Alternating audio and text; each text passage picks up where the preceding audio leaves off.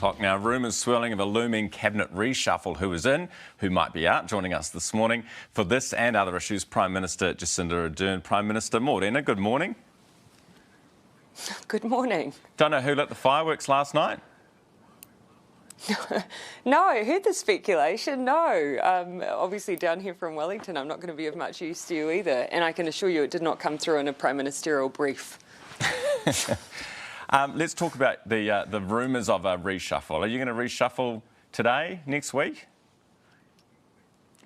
Look, I've said that when I've got something to say on that, I will, Ryan. Because there's a couple of political reporters at the weekend saying that in the next few weeks there'll be a reshuffle. Are those reports wrong? I did say on that podium just behind me that there would be one, so I've already confirmed that. In the next few weeks? I'm not going to give any other detail beyond that, Ryan. But would you say those reports are wrong? Because there's two of them at the weekend that said it would be in the next... Of course they're not wrong. As I just said, I've said from that podium that there would be one and that I'd look around the mid-year mark. But again, beyond that, you'll have to wait until any announcements are made. All right. So obviously you're not going to go into who might be in, who might be out, that kind of stuff. But I wanted to get a sense from you this morning which portfolios you think your government is underperforming in at the moment. Again, I think that's probably the same as your first question, which I've got nothing further to say on. Look, Ryan, when it comes to reshuffles, there's a number of things that any government of the day considers. But again, I'm happy to talk about that in more detail at the time that it occurs, but I'm not going to do that now. Yeah, no, as I was saying, I'm not interested in going through who might be in, who might be out.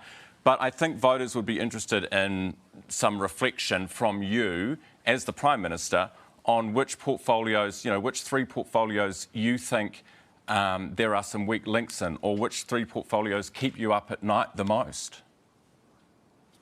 I don't think about the world in terms of portfolios, Ryan. I think about the world in terms of things that I know are causing anxiety and where we have issues that we have to address. And there's a few of those that I would name right now. Look, no one minister has responsibility for how we best protect and cushion New Zealanders from a range of factors that are causing huge impact as a result of the cost of living. Having just come back from Australia and the United States, I saw those governments both grappling with exactly the same thing, and it's because there's such international pressure on that. We all have to work as a team on those issues and help get New Zealand through.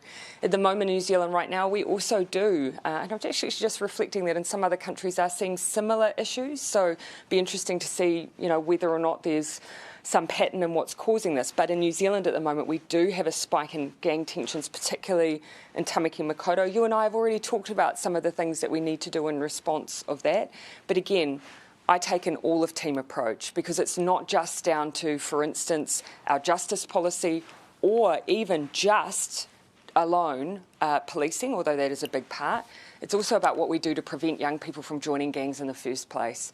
And that's an area where I do want our teams to keep working together on those solutions and use evidence on them. All right, let's stay with gangs. And you speak of working together. The National Party leader on this program last week vowed to write to you to offer, potentially some kind of cooperation with you to tackle the gangs. Has he written to you and have you responded? Over the weekend, because we heard that we might be receiving a letter over the weekend, we did a quick check, and I do not believe that we have. But again, I don't want to talk in absolutes. We get a lot of correspondence, but I do not believe that we have at this stage. In the House, though, Ryan, to be fair, in the House, the leader of the opposition did say that when we have the firearm prohibition orders, which we're in the process of that law going through Parliament at the moment, he suggested that when it comes back to Parliament that he would support that bill to go through a faster process, what we call urgency. So we'd be willing to take them up on that, absolutely. That's one thing that did happen in Parliament last week. Which is good to hear. Would you be willing to meet with the leader of the opposition on gangs? Oh, we've said to them, it's always most useful when it's those who are working directly on policy to have discussions. I have no issue with if the opposition spokesperson for the police wants to bring proposals. We've seen them, of course. He released some over the weekend. My concern is, and again, I'll say this here in this forum as well, we all know that we have an issue right now that needs to be addressed. All of the evidence says when you've got an example of where those tensions are leading to public disorder, illegal behaviour, criminal nuisance, you've got to come down hard with enforcement. Now, police are already doing that, but we've said to them, if there are extra tools in that phase that would be useful to you, tell us. So we've been working with them on that. The issue of just blanket bans on patches, you've seen that used in overseas countries, and there's been subsequent reports to say it doesn't work. So when we are seeking those ideas, I will go to the front line and I will ask for an evidence base, because I don't want to put energy into efforts that don't make a difference. So are you saying you will look into the ban yourself? No, what I've just said is that when you look at overseas evidence, there's strong evidence to suggest it doesn't or hasn't made a difference. New South Wales have used it. Yeah. Queensland so have used it. You would there never was a report in New South Wales after their use. Yeah. Sorry, what was that? So we have canvassed this issue before, but you're saying basically you'd never do a gang patch ban. No point. Well, what I'm saying is, from what we've seen of where it has been used, it doesn't appear to have been effective. And so, look, when you've got a public shooting, you know, what can we do to make sure that we come down harder on those events, regardless of whether you've got a patch on or not? That is behaviour that we want to make sure that we come down, we enforce really hard. And if we've got all the tools we need on events like that. But we have our own example in New Zealand, in Whanganui, where they tried a gang patch ban, and you can see even locally there's been reference to it not having Sure. So just for absolute clarity, you're not interested in the gang patch ban? You won't be doing it? As I say, if you look at an evidence base, there isn't one for this. No, I know. I am interested in, I think... So you're saying you won't do it? You won't do it? Or the only thing, as I've said, I'm asking the police to come forward. It hasn't been on their list of things, and there's evidence to suggest it doesn't work. And when you look at the experts, they tell us that this is not the thing you'd put your energy into. I do want to allow the police, though, on where there are areas where it will work, to come back to us with their ideas. All right.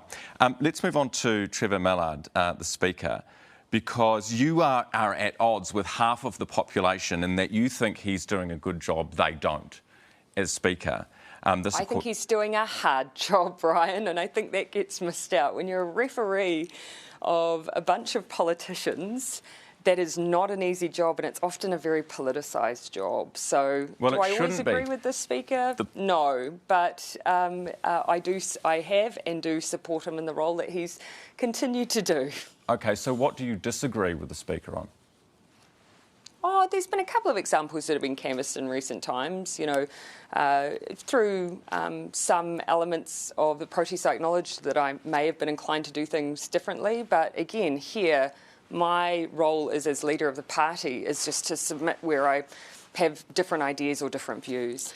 But ultimately, he is the Speaker of Parliament, so he has to represent all parties in the decision-making that he undertakes. So he doesn't just speak with me, he has to speak with the leaders of all the parties, engage with them and come up with solutions on some pretty niggly issues. The problem is he's not really speaking even to the media. Did you see him barge through the corridor with, pushing those journalists out of the way the other day? What did you make of that performance and his refusal to answer basic questions?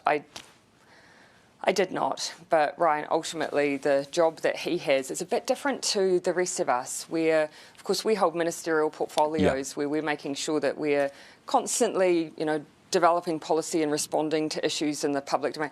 The Parliament's role is different to that, but no, I can't speak to that. I didn't see it, I'm afraid. Do you know what's interesting, Prime Minister? There are a number of your ministers and the Speaker as well, who you know, to your credit, you continue to defend.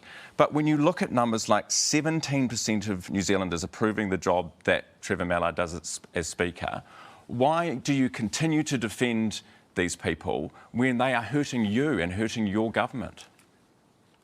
Well, obviously, I just have a different position to you, Ryan. I think the point that I was making is, and that I've made many times before, it is very hard to find a Speaker that every single politician in a House is happy about.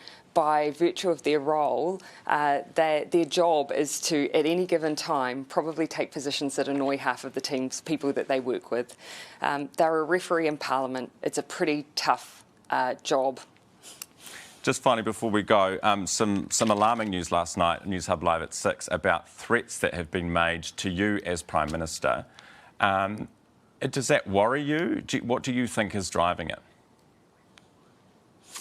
Oh, well, perhaps as this interview has just demonstrated, Ryan, my job is to make tough calls that not everyone likes. Now, that never, ever, I think, is a reason for anyone in any leadership position to face threats. And I don't want to trivialise it by saying it comes with the job, but unfortunately, in recent times, that's increasingly been the case. Does it change what I do or how I do it? No. Prime Minister Jacinda Ardern, thank you very much for your time this morning.